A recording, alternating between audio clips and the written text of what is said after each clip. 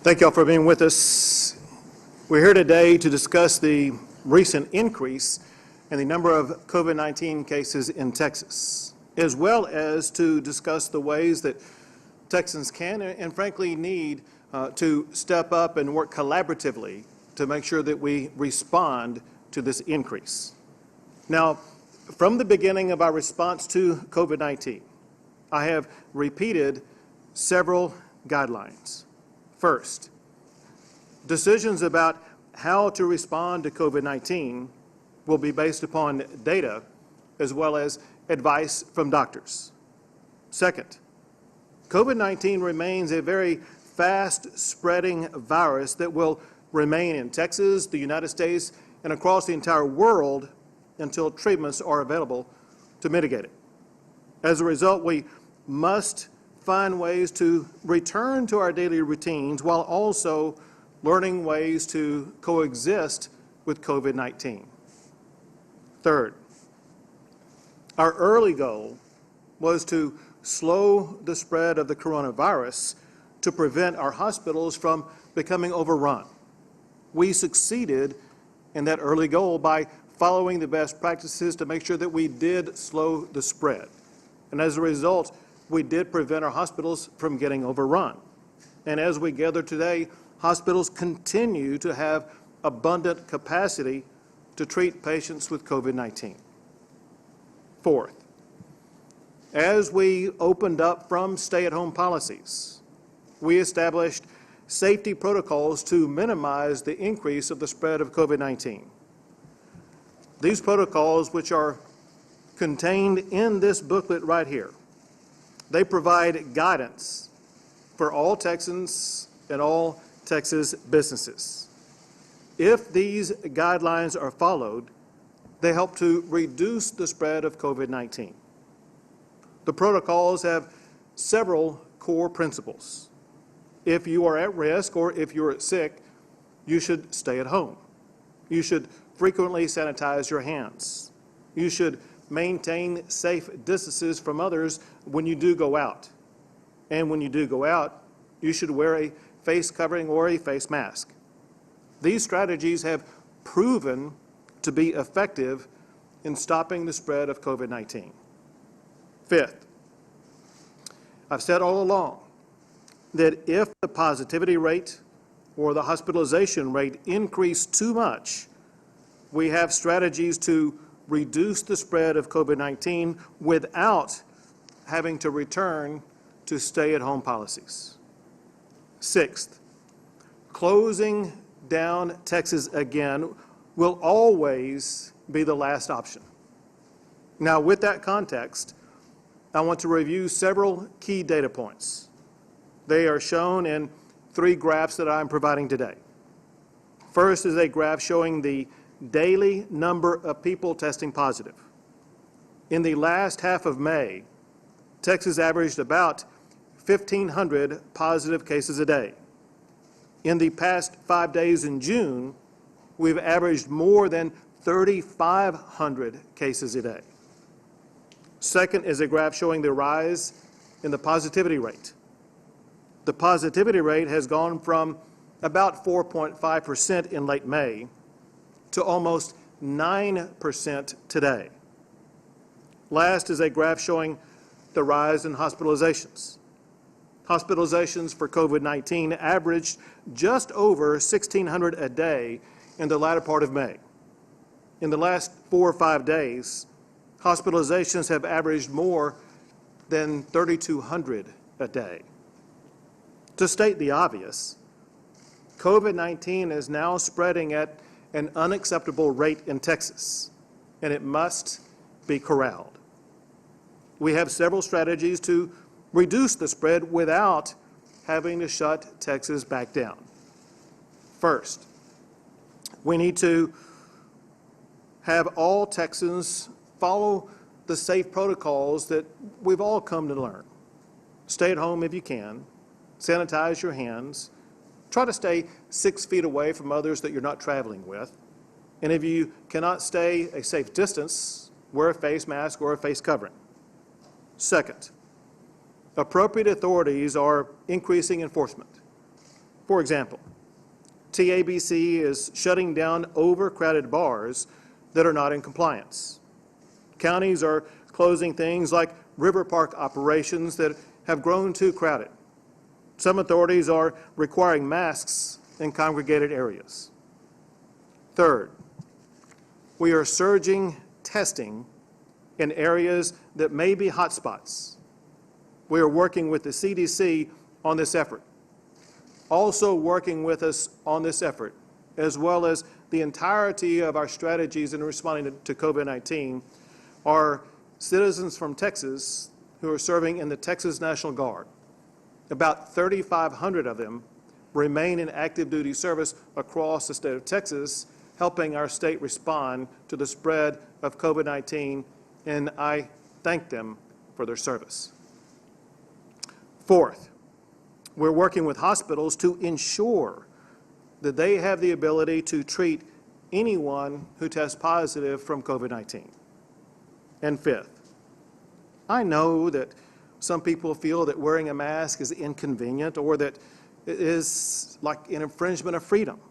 But I also know that wearing a mask will help us to keep Texas open, because not taking action to slow the spread will cause COVID to spread even worse, risking people's lives and ultimately leading to the closure of more businesses. I encourage Texans to learn more about how you can get involved to help slow the spread of COVID-19, and you can do that online by going to open.texas.gov. Our goal is to keep Texans out of hospitals and to reduce the number of Texans who test positive. COVID hasn't suddenly gone away, but neither has our ability to slow the spread of it. Texans have already shown that we don't have to choose between jobs and health. We can have both. We can protect Texans' lives while also restoring their livelihoods. Together, we can keep Texans safe. Together, we will keep Texas wide open for business. Now I will turn it over to Dr. Hellerstedt. Thank you, Governor. Please, Texas, let's heed the wise guidance that the Governor has laid out. You've heard it many times before. We are at a very crucial point in time. As you can see, that the data, the trends are going up in a way that we really need to get control of. We can get control of those by using the kind of guidance that we have laid out before. So the Governor gave a great summary of them. It's all about hygiene. If you can, in an area where face covering, that's a really great idea. It helps to stop the spread of COVID-19. We really are at a point where we need to recover what I feel was a sense of community that we had early on in the outbreak of COVID-19. We are still all in this together, Texas, and we need to act not just to protect ourselves, but to protect the entire community. So the things that we're asking you to do will be effective. We must do them now. We must curb these trends so that we can go forward. Thank you. Thank you. Now, Dr. Zerwas. Thank you, Governor, and thank you for your continued leadership on this. I think both the Commissioner and the Governor have spoke very eloquently about what the key things are that we need to do in order to stay safe and to really kind of rein in the spread of COVID-19. Which I have spent a lot of my time on at the Governor's direction is to ensure that we have the hospital capacity to meet the increasing demand that people might have as we see the spread of the disease. We are seeing that now, and we're seeing that capacity being tested. However, we continue to have good, strong capacity within our healthcare system. You may recall we laid out a 1 through 5 level in terms of capacity, 5 being the typical capacity within the staffed number of beds, and we continue to be in that place. And we continue to see a number of patients driving the census as far as COVID goes fairly low. Now that has continued to rise. In fact, it's risen over last week since the last time I had a chance to speak on this. But it's still a minority of the patients that are in our ICUs and in our beds. And so they aren't driving the census right now, but should we not be able to accomplish what needs to be accomplished, we will see this census increase within our hospitals, and then that'll drive some additional efforts that need to be made. Those efforts are well in place. We've laid out a very, very good plan in terms of meeting what those demands are out there.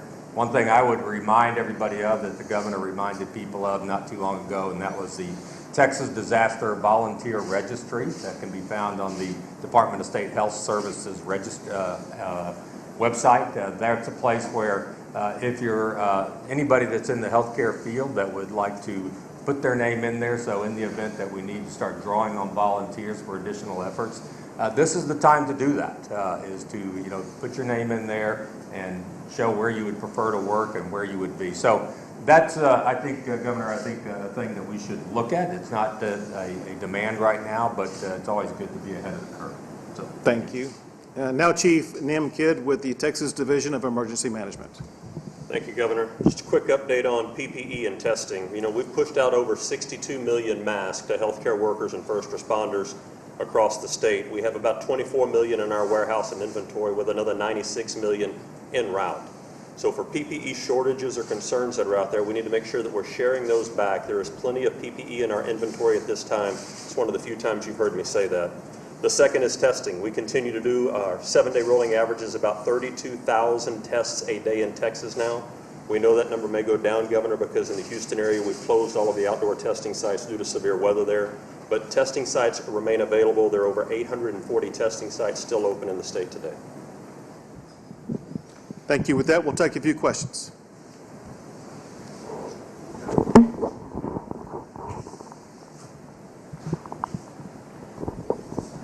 Thanks, Governor.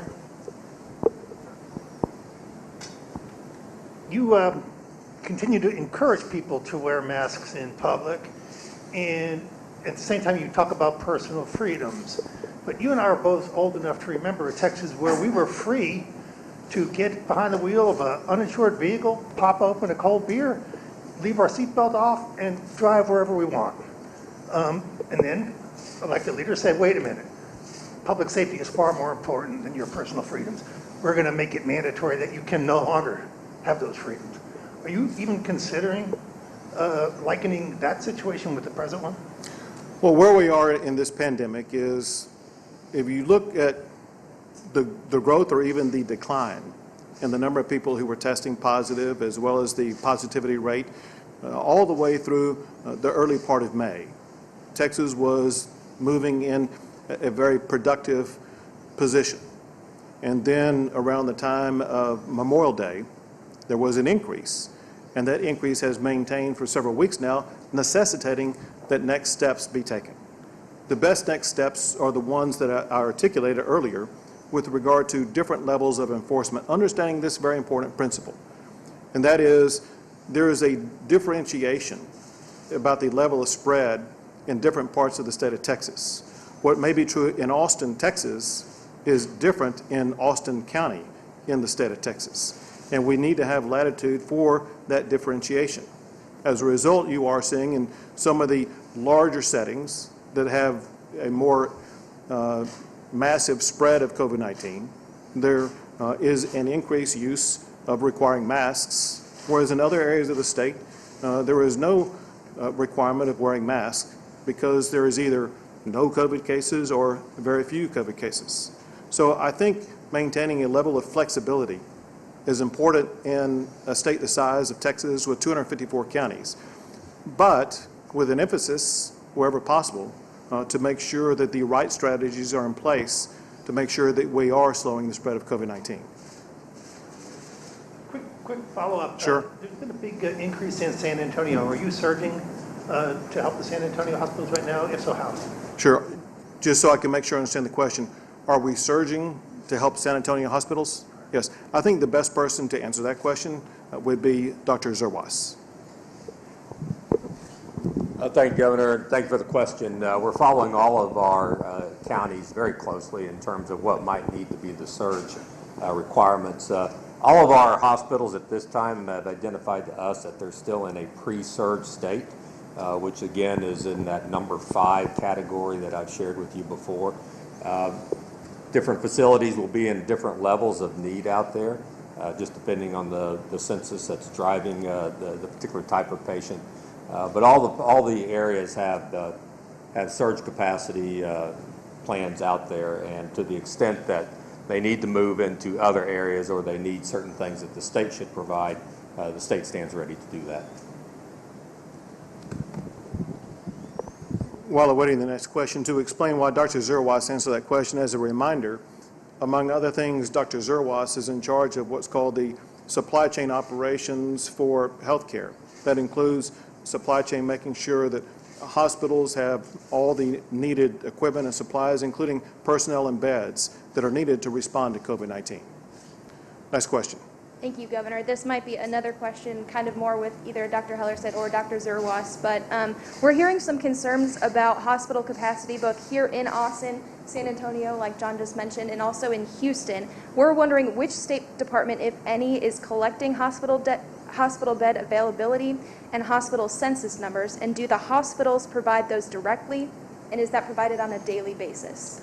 So you were correct. I will allow either Dr. Hellerstedt or Dr. Zerwas to answer that, whichever one knows the most about it.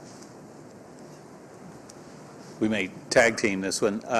The hospitals do report the data in. We do not receive the data necessarily at the hospital level. We tend to have it more at an aggregated level.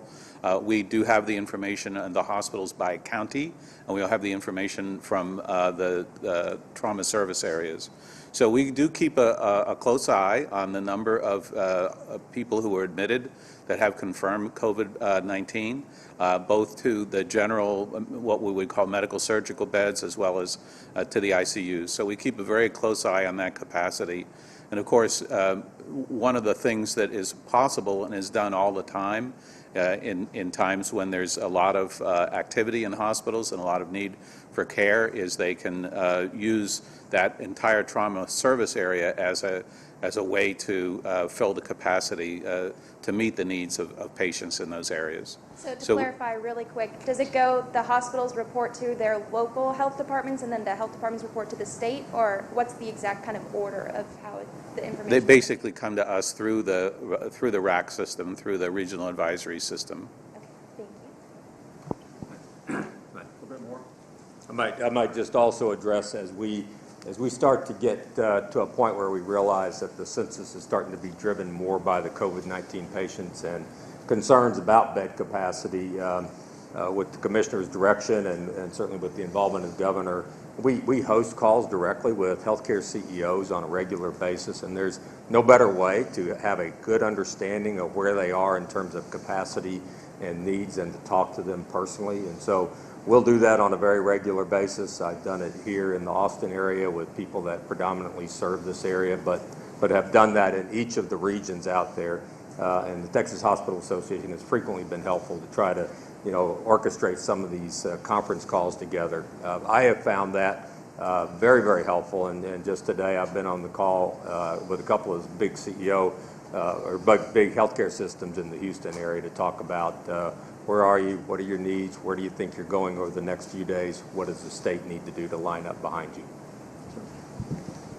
While awaiting the next question, let me just elaborate on that a little bit, and that is, last week I had the opportunity to speak with hospital CEOs from across the entire state of Texas, including all of the large urban areas, to get a more in-depth feel for their ability to maintain availability for anybody who tests positive for COVID-19, and I was assured and reassured consistently by all the CEOs from all regions in the entire state of Texas.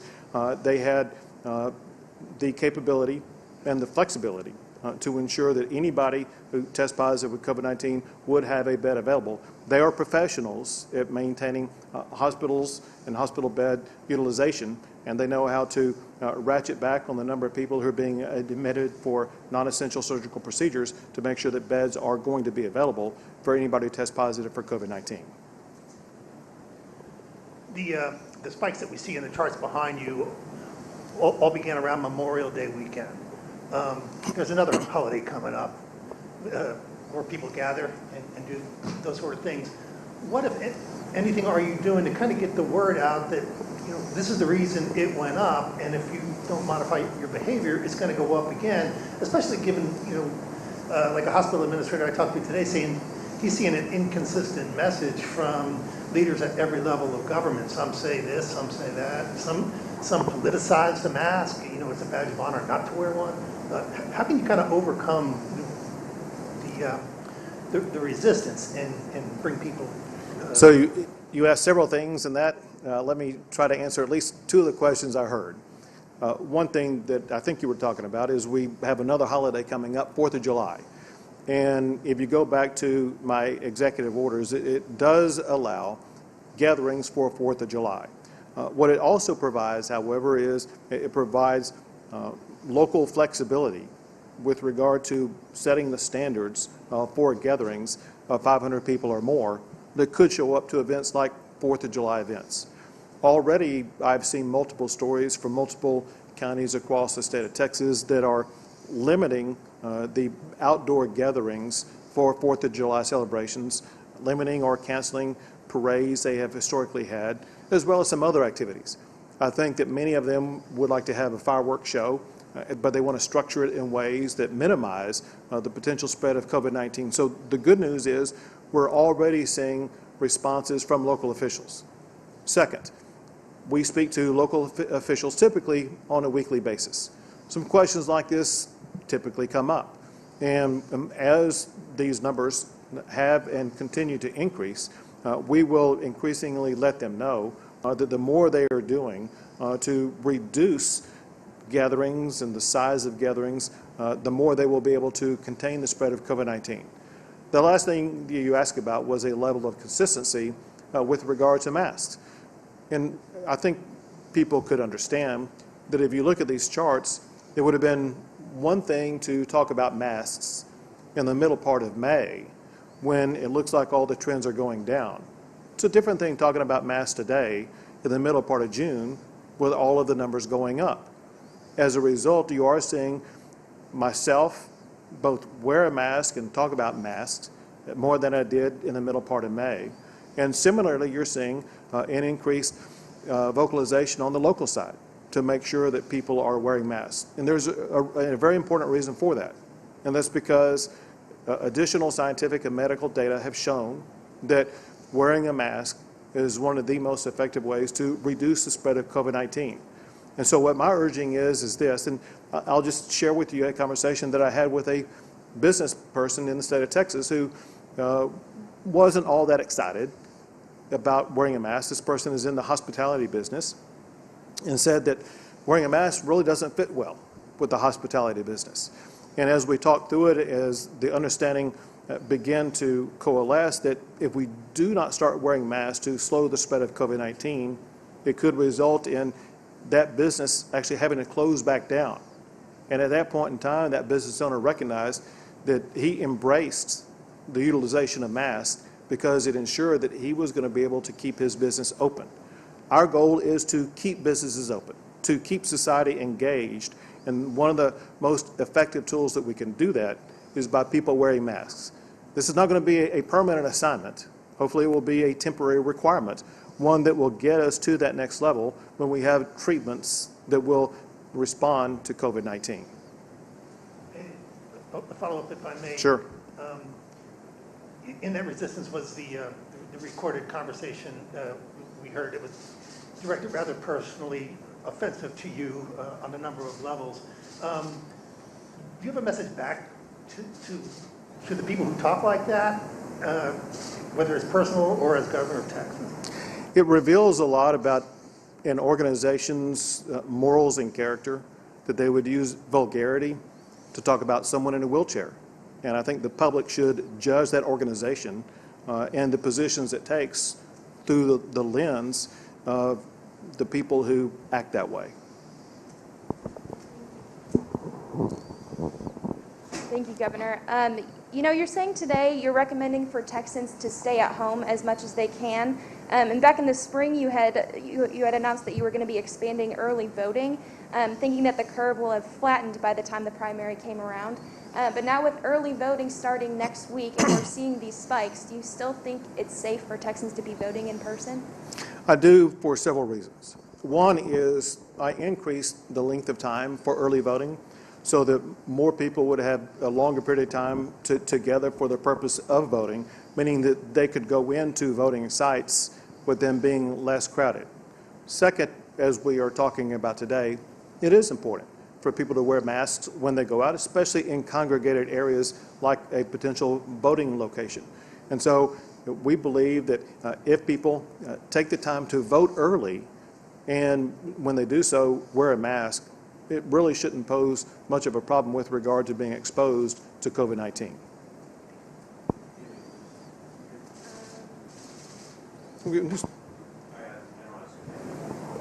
Any more?